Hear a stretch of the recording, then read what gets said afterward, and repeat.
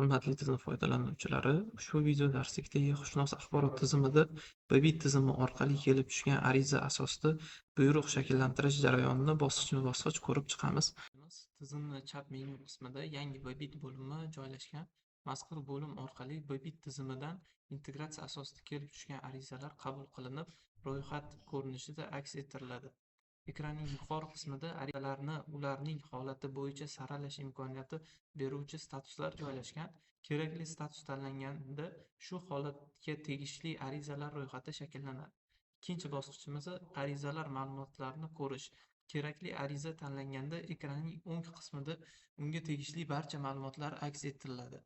Shuningdek, BBIT tizimi orqali yuborilgan uchta fayl ham avtomatik ravishda ko'rsatiladi. Hujjat yaratishdan avval ushbu fayllar bilan tanishib chiqish kerak. Uchinchi bosqich hujjat yaratish. Barcha ma'lumotlar tekshirilgandan so'ng hujjat yaratish tugmasi bosiladi.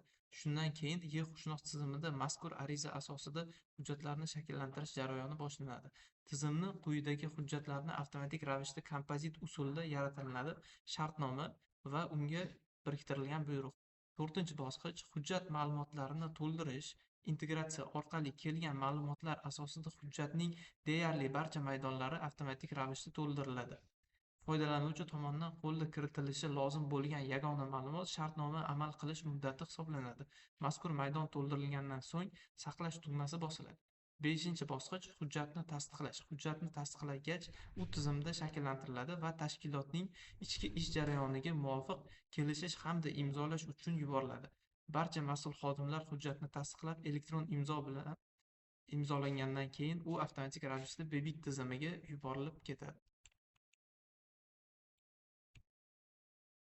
Ko'rib turganinglardek tizimda ikkita kompozit hujjat shakllangan. Ikkalasini ham alohida imzolashimiz kerak bo'ladi. Bittasi shartnoma, ikkinchisi esa buyruq.